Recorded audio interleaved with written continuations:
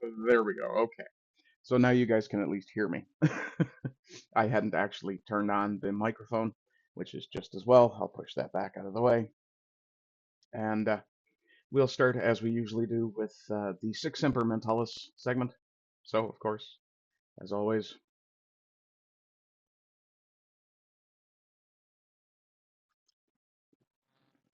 I am inordinately proud of that particular little piece of innovation there. Okay, so uh, from my own uh, X account via the Daily Mail. A furious mother squirted her boob at a woman who told her to move while she was breastfeeding because it was distracting her husband. Now, the Daily Mail, of course, is based in the UK, YOOKAY, and I suspect it may be that this is the problem here. Also, God bless this woman for weaponizing a perfectly natural bodily function, and of course, Sic Semper Mentalis, because you don't have to be male to be a dickhead. Uh,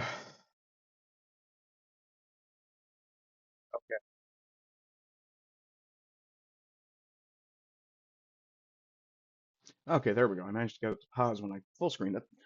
With thanks to Steve Inman, please go follow his Rumble and X accounts. Uh, I mentioned or I messaged him yesterday, I believe, and had mentioned to him that I was using some of his clips and I wouldn't feel right if he wasn't aware of it and permissive of it. He said, no problem. Here we go. So please do go and follow Steve Inman wherever you can find him.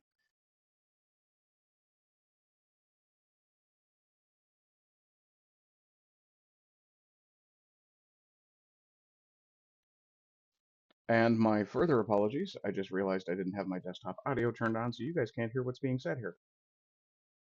Welcome to this week's edition of Instant Justice as contestant number 1 tries to take the backpack, thinks he's gonna get away, but doesn't realize he's about to get set up. And you can hear somebody yelling in the background. He runs and gets the invisible friggin' clothesline of death. And now trying to escape, drops the backpack. Now time to take a look at contestant number 2. Looking a little excited, like he just scored the bag of a lifetime. Probably excited there's some Lunchables and possibly moldy Hot Pockets. Here he goes, and booyah, the clothesline of death once again. It appears Rocky Dennis is going to get in the action. I will say from viewing the angle that these people fall at, I hope there's something relatively cushiony inside that backpack to prevent concussion. Whiplash, on the other hand, and honestly, whatever injuries you sustain thieving something that isn't yours, it's kind of hard to argue that they're not deserved. Here he's come out of the basement for some sunlight, now looking to go back to the basement with his little treasures and goodies, but instead he scores himself a complimentary freaking clothesline as well, and he gets up like, what the hell just happened? Excuse me. Oh, I laugh too hard at things and I cough. My apologies. You got busted and pranked. That's what the hell happened. Is it going to be contestant number 1? Contestant number 2? Or will it be contestant number 3, Rocky Dennis, running for his dear life? I'm going to leave that up to the comment section. Yeah, leave it up to the comment section indeed. Oh, excuse me. I do apologize. And I do actually have to do something else. So I need to put this back where it belongs. About my chat. And bring that over where it belongs. Which is unfortunately right next to my OBS window. Which is, well, it is what it is. Get that nice and squished. I don't need the Rumble wallet, thank you. Okay. And we'll go back to, yeah, Operation Rope-a-Dope. Very good choice. Okay, so this is from Isabella Maria DeLuca, and obviously, if you know anything about current events, this is clearly Minnesota. And I will suggest that while the fellow on the left has his hands in this position currently, do watch what he does to catch a face full of nacho spray. Spicy cheese spray. Spicy spray, anyway. Yeah, you notice this completely innocent, I was just walking by, yeah, is attempting to take a weapon from, well, obvious law enforcement. Not real smart. Give me that thing. Give me that thing. You got it. This my shit. All the girls stop to be like this. Few times I've been around that track, so it's not just gonna happen like. Milk is the best thing to drink when you're having a meal of nacho cheese Doritos. Or if you've been turned into a nacho cheese Dorito. Oh, I love that one. This, on the other hand, makes me rather sick. The legacy of this is from Lauren Chen. The legacy of Renee Good is just depressing. She died for Somalis who gladly stole from her, and now some in her own movement don't want to mourn her because of her skin color. That's right, no matter what you do, they will always hate you. Meanwhile, her children, the people who loved her and needed her more than anything, are left motherless.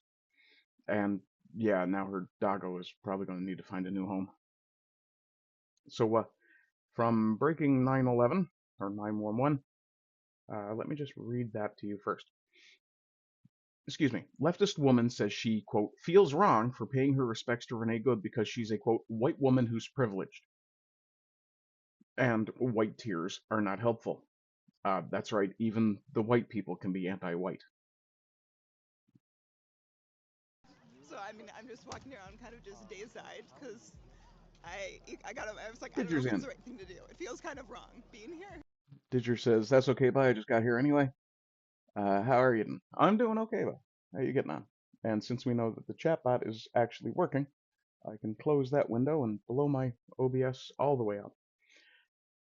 So yeah, this is sickening to say the least. Let me know if the sound is good. So I mean, I'm just walking around, kind of just dazed-eyed, because I was like, I don't know if it's the right thing to do. It feels kind of wrong being. It feels wrong to pay your respects to someone who died for your own cause. Okay. Um. Also, for the record, this is another white woman. Here in some way. I don't know I why. think. Why do you think? Yeah. I don't know. I don't know. Like where that stems from. Like I don't. I mean, part of it is being like a white woman that I'm privileged and She's right. White women are the single most privileged class on this planet, and we're seeing the consequences of that privilege writ large, day after day after day, and larger and larger. I have a lot of privilege. Mm-hmm. So I feel like white tears are not always something that's helpful or not. White tears.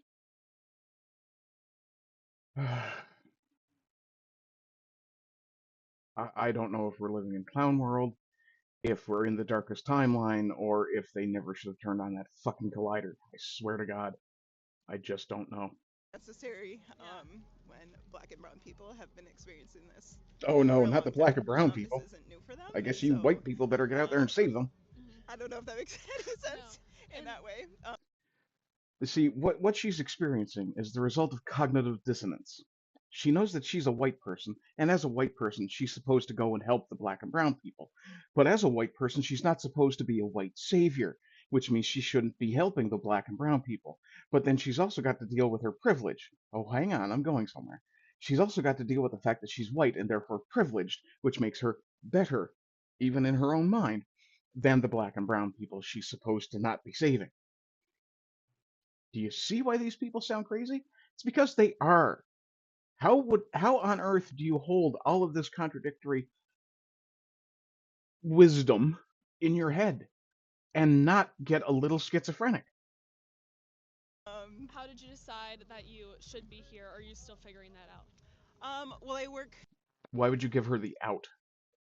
The question was, how did you decide if you should be here, or are you still figuring that out? And this, of course, is woman thinking. If a man was asking a question and wanted a definitive answer, he would have stopped at, how did you figure out you should be here? Because you're obviously here. Like 2 miles from here, Mm-hmm. so Oh, so she lives close, so it's convenient. Fuck these people. driving by, You felt. just I don't, it's like I'm here. Mm-hmm. I'm 2 miles. I can stop. So I mean, I'm just. Yeah, so it was convenient for her to show up. Fuck's sakes. Oh, this one's spicy, and I'll come back to it in just a second. I need to check something. Okay, good, good. And check one more thing here. Make sure that, okay. Back to that. And this. Ooh, this one. This one's spicy, folks. And I will point out, these are not my words. I am not saying these words, because even in Canada, where I too actually say these words, we may have free speech, but it's not that free. Renee Nicole Good died being a nigger lover. She died because she wanted to protect niggers who would not piss on her if she was on fire. I mean, she's not wrong. Didger, nothing is ever enough for these mental delinquents. This is true. Anybody saying that she didn't try to run him over, you're a nigger lover. Thank you. My message to white liberals is that these people want you dead regardless. Yeah, they don't give a shit what you do for them. They want you gone, whether it's dead or absent. And they would potentially prefer dead a lot of the time. We can see that in, you know, many African countries where whites have lost power or surrendered power and immediately become the target of, well, yeah. It doesn't matter. Give them everything they want. Let them scam. They still hate you. They still hate white people. They hate you. You can't feel bad for these people. When you have that superiority complex, that I think everyone remembers that meme. you're a white woman saving the niggers. Ugh, I have a mission. I have to save the niggers. And the funniest thing is, the very people that she was out there and got shot for are making fun of her death.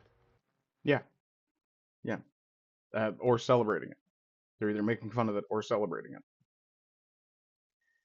Yeah, but, you know, in Canada, at least we can peacefully protest and such, right? We don't have to worry about being injured unprovoked by law enforcement. Yeah, forget I said anything.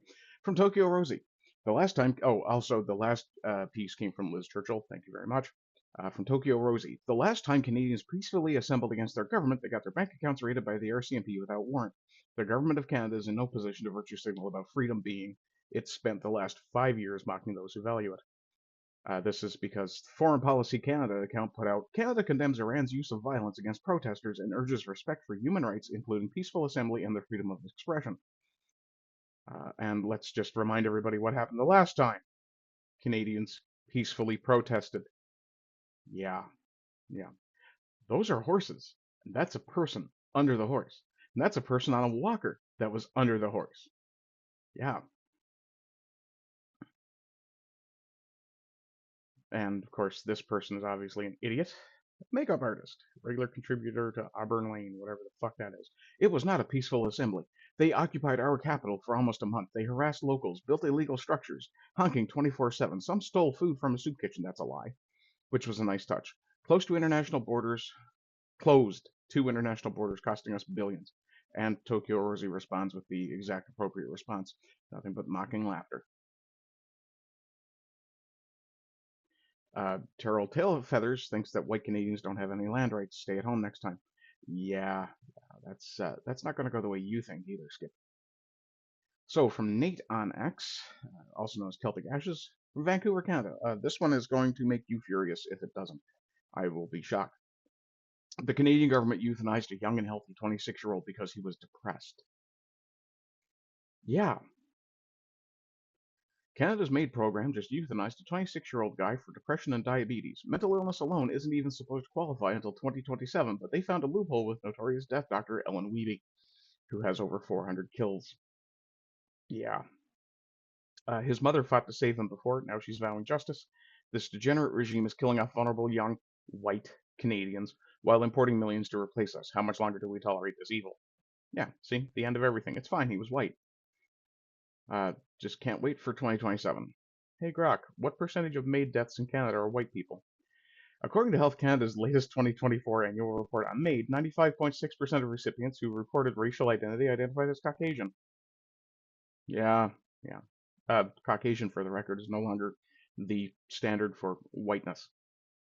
Yeah. This is based on 15,927 responses. Data for 2025 not yet available. Yeah. 16,000 people killed by the Canadian government. But it's not anti-whiteism. No, no, you're a conspiracy theorist if you say that. But we don't have to be all that conspiracy minded to listen to the Minister for Canadian Identity tell us just how anti-white the regime is. We've advanced two, and the work isn't done yet, but we've advanced two national anti-racism strategies to combat anti-black racism. Anti-black for the what, 1,000 black people that are in Canada? I'm obviously hyperbolically underestimating the number, but you get my point. We're establishing a $200 million endowment fund to provide sustainable funding for black-led, black-focused, and black-serving organizations. Black-led, black-focused, black-serving. So you're cutting out an entire group of people and making it monetarily feasible for them to only serve themselves. That's only serving, black serving. Only themselves, black focused. Yeah, how many of those groups are going to be, well, let me ask it as Archer would ask it. Do you want Somalians? Because that's how you get Somalians. This is what diversity, equity, and inclusion looks like. This is the power of a strong Canada. Because when one community... They're still using diversity, equity, and inclusion. This absolute mongoloid thinks that it is perfectly acceptable to tell people we are doing something for one race only, and only affecting that race, but we're diverse, equitable, and inclusive. Listen for the click. Yeah. From the Dominion Society of Canada, this is an excerpt from part 2 of Daniel Tyree's interview with Stephen LeDrew. If you haven't seen it, I would suggest you watch it. It is a very good interview. Why wouldn't you want some of those people, if they came here legally and they're doctors or nurses or something like that, why wouldn't you want them to stay in Canada? Okay, here's the problem, Stephen. What we have here is not a situation where the people being brought in are super highly skilled or specialists. These people are being brought in as a scam on the white population of Canada. And of course, the excuse is, well, if we don't keep bringing people in, our economy is going to suffer. Our population is this close to dropping like a rock. If the economy goes down, okay, then we'll have to suffer through it. Otherwise, the next thing we're going to hear about is how we've impoverished the rest of the world by bringing all of their even slightly talented individuals to the West. And that'll be the next thing we'll have to do then, is pay for them to go back and rebuild their countries. No, I don't mean they'll go back and rebuild their countries. I mean, we'll have to pay for them to go back, and we'll have to pay to help them rebuild their countries because the evil white man. Yeah.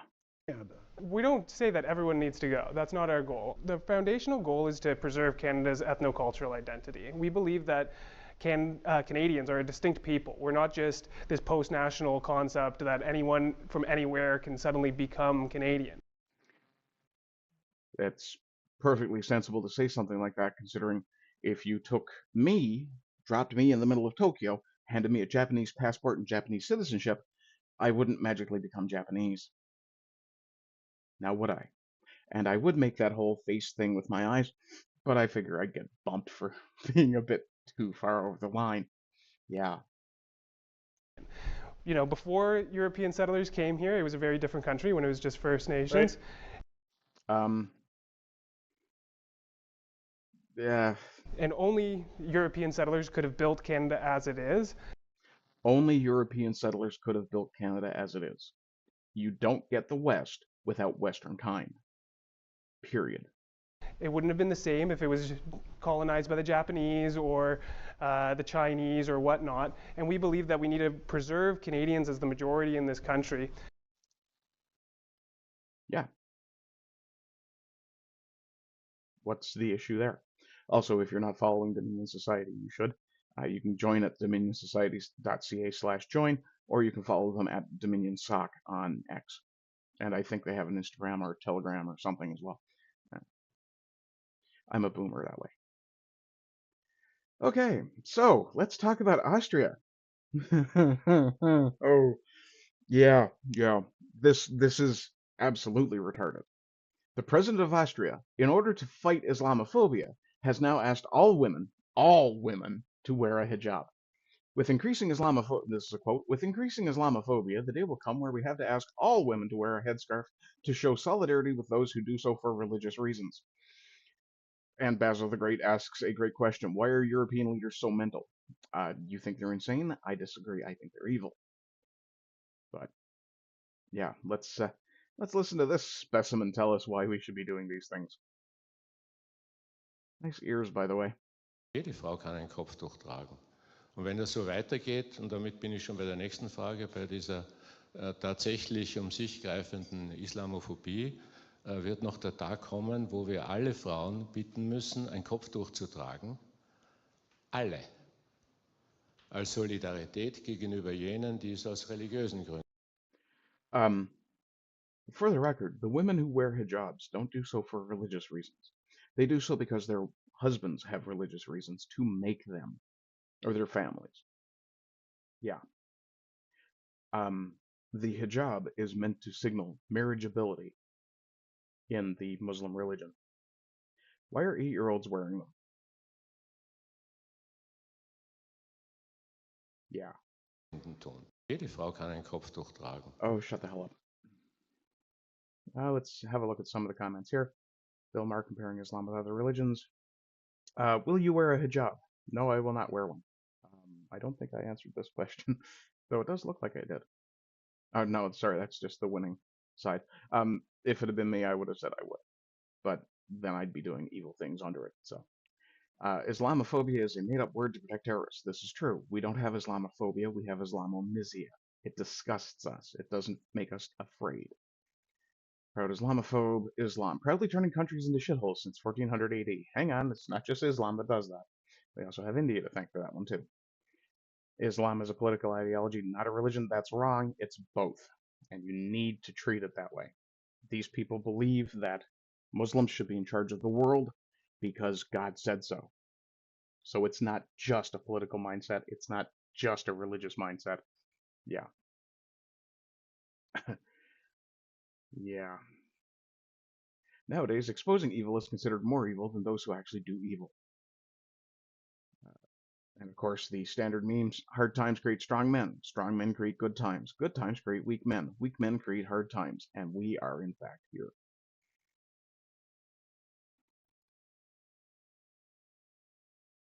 You're not being tolerant, you're not being open-minded, you're not being inclusive, you're being conquered. This, in a park, not so bad. Though I will point out, they have mosques to do this in. They don't have to do it in public. They certainly don't have to do it in the middle of highways or streets, but they do. Why would you do that? If not as a humiliation ritual for those you have conquered.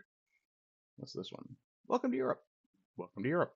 2000, 2010, 2020, welcome to Europe. 2030, go away unfaithful. Yeah, it's happening. It's gonna come. I like this. That's from Egalapa. Good job. From the Urals to the sea, make Europe Islam-free. Kind of like that. It's a good slogan. Wonder where I've heard it before. I'm not saying you're the dumbest person in the world, but you better hope the dumbest person doesn't die. I do very much appreciate a good American politician. Sometimes you look at people and wonder, how do they fit all that stupid into one head? Yeah. You are here. Yep.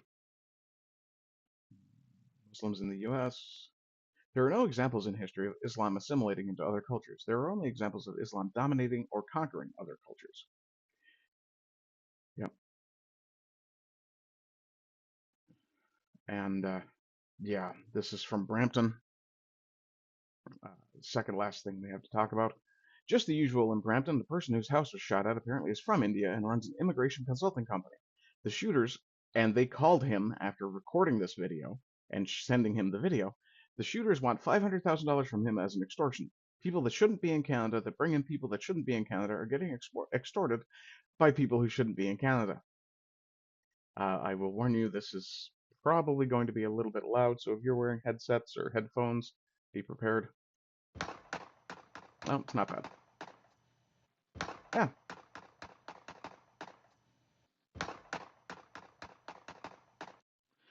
That's a lot of shell casings left in the driveway.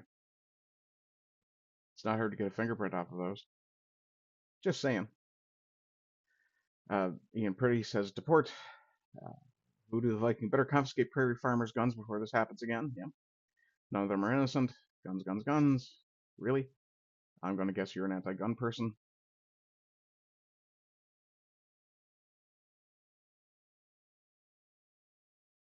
Uh, maybe not.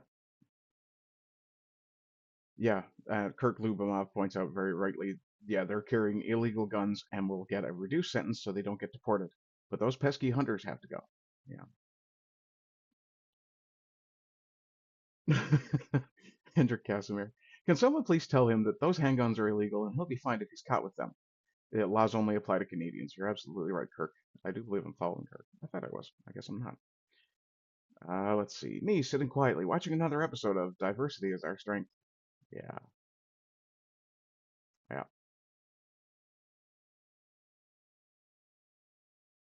Yeah, that's a good one. That's also from Kirk.